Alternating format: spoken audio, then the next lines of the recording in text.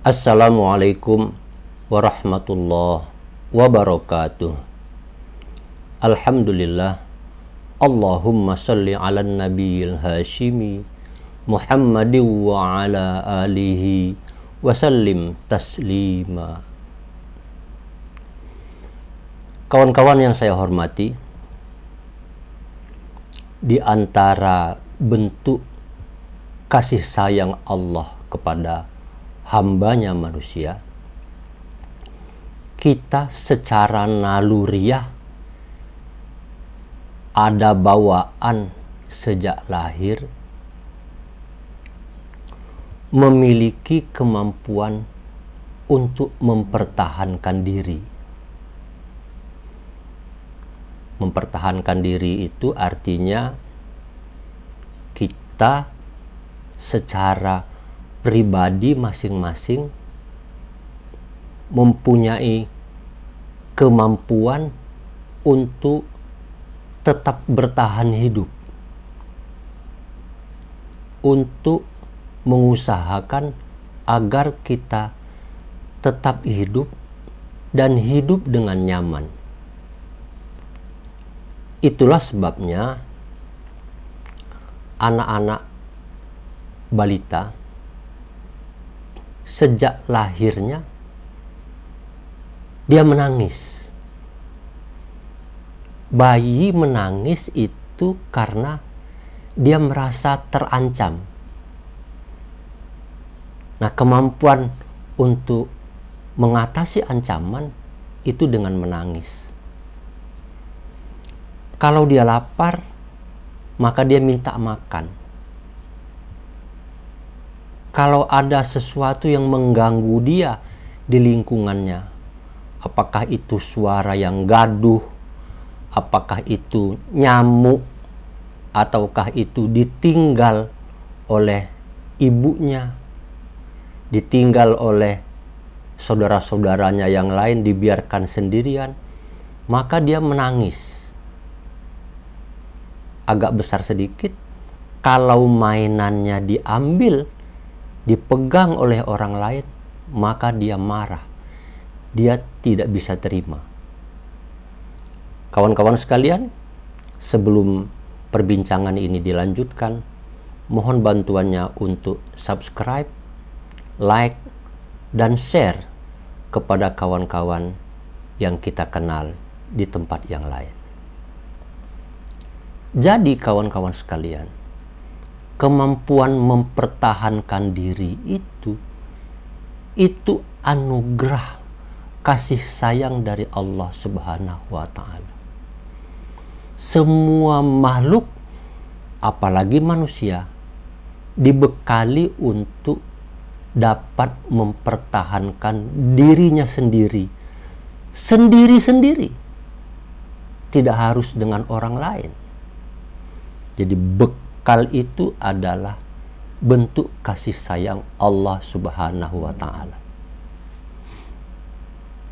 Tetapi seiring dengan perkembangan usia, pengalaman hidup, kemudian pergaulan, maka kemampuan mempertahankan diri itu menemukan bentuknya yang beragam.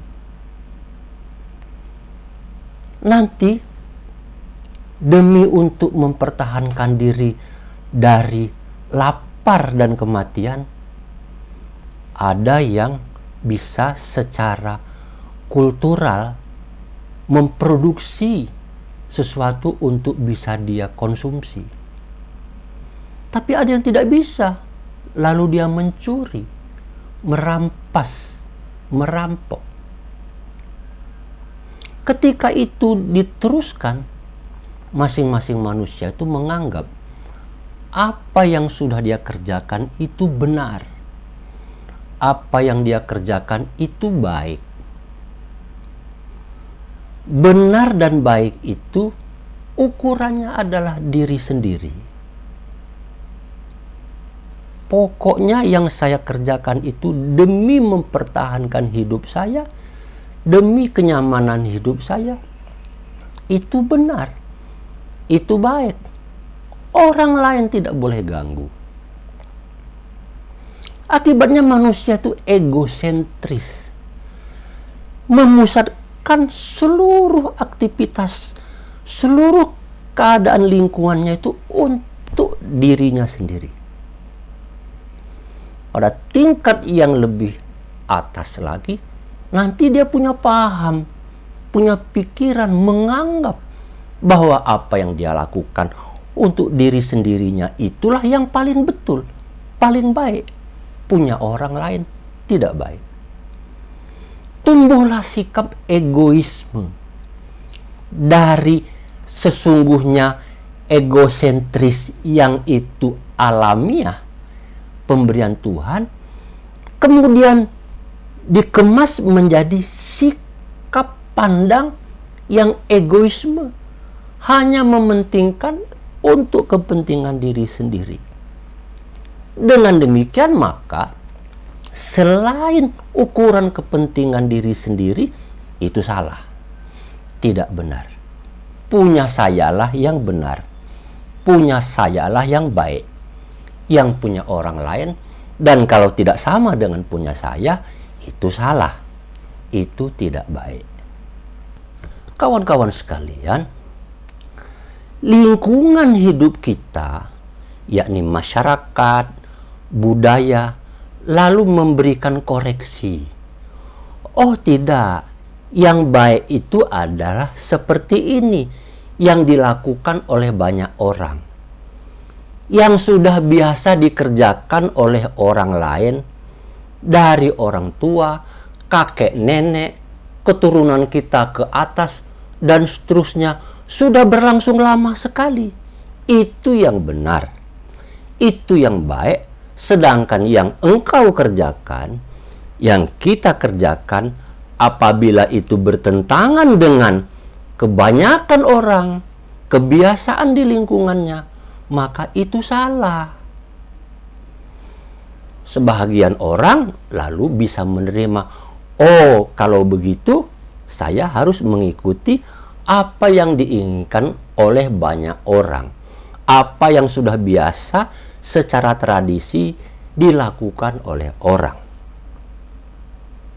Allah Subhanahu wa Ta'ala tahu betul bahwa kemampuan manusia untuk menentukan sesuatu itu baik atau benar itu terbatas. Banyak hal yang manusia tidak tahu, tidak sanggup. Maka diturunkanlah Rasul untuk mengajarkan kebaikan, mengajarkan kebenaran pada diri manusia. Kawan-kawan sekalian, sayangnya sikap mau mempertahankan diri sendiri itu laten sudah berkarat menjadi fosil mendarah daging pada diri kita masing-masing. Oleh karenanya maka setiap orang pada dasarnya sulit sekali untuk menerima koreksi, menerima kritikan, menerima kebenaran dari pihak lain. Kok saya susah menerima pendapat dia ya? Saya susah kok, nggak bisa, dia nggak benar itu. Yang benar saya. Bulan puasa Ramadan ini Allah melatihkan kepada kita bahwa ukuran kebaikan, ukuran kebenaran yang paling hakiki, yang paling benar secara absolut itu yang datang dari Allah Subhanahu wa Ta'ala. Kalau kita sebagai manusia melakukan sesuatu bertentangan, berbeda dengan garis yang ditentukan oleh Allah Subhanahu wa Ta'ala, maka itu salah, itu dosa. Dan oleh karena itu maka kita harus meminta ampun kepada Allah Subhanahu wa Ta'ala. Banyak orang, dan itu juga bentuk kasih sayang dari Allah Subhanahu wa Ta'ala, lalu tersadarkan, oh dia salah, lalu dia meminta ampun kepada Allah Subhanahu wa Ta'ala. Oh, setelah saya mengalami di dalam kehidupan sekian puluh tahun, ternyata Allah itu yang paling benar. Yang dikerjakan oleh kita di dalam kehidupan dunia ini keliru. Maka manusia meminta ampun, bertaubat kepada Allah Subhanahu wa Ta'ala. Manusia bersedia mengakui kesalahannya kepada Allah. Manusia juga sanggup mengakui kekurangannya, kesalahannya kepada sesama manusia yang posisinya, kekuatannya lebih tinggi dari kita. Tetapi terhadap orang yang setingkat, satu level, kita mulai sulit untuk mengakui kesalahan. Apalagi kalau kita diminta mengaku salah terhadap orang yang lebih rendah, terhadap orang yang lebih muda, pendidikannya lebih rendah dari kita, status sosialnya lebih di bawah kita, dia lebih miskin dari saya, disuruh saya untuk mengakui kesalahan saya. Pengalaman banyakan saya, ilmu tinggian saya, kekayaan banyakan saya, semua segala aspek tinggian saya. Lalu kalau saya diminta untuk mengaku salah, itu sesuatu yang mustahil. Banyak sekali di antara kita yang nggak bisa deh, ya.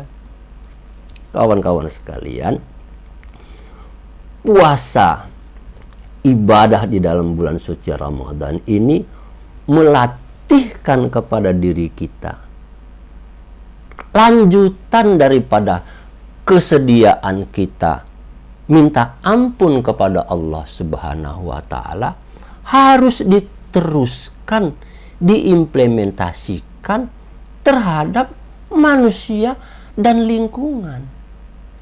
Kita harus sanggup bersedia dengan ikhlas mengakui kesalahan kita. Kesalahan terhadap anak, kesalahan terhadap teman.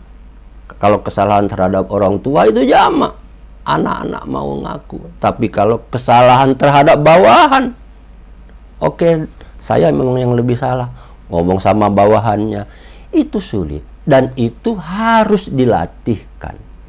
Terlebih lagi kalau kesalahan terhadap lingkungan fisik, lingkungan biologis, seperti dengan tumbuh-tumbuhan, dengan hewan, dengan benda-benda mati, itu sesuatu yang sulit. Kawan-kawan sekalian, semoga pada bulan suci Ramadan ini, sikap untuk mau mengaku salah itu tumbuh di dalam diri kita. Mengapa? Karena mengaku salah itu modal untuk kehidupan yang lebih baik, yang lebih bahagia.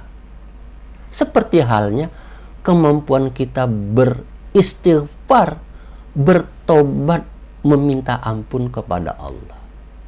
Apabila ampunan kita diterima oleh Allah, hidup kita akan lebih baik, akan lebih nyaman. Begitu juga terhadap lingkungan kita, tetap terhadap sesama manusia. Kesediaan mengaku salah itu adalah awal dari kehidupan yang lebih nyaman, kehidupan lebih bahagia, dan hidup ini menjadi nikmat rasanya. Mudah-mudahan menjadi bahan renungan pada kesempatan kali ini. Terima kasih atas perhatiannya. Wassalamualaikum warahmatullahi wabarakatuh.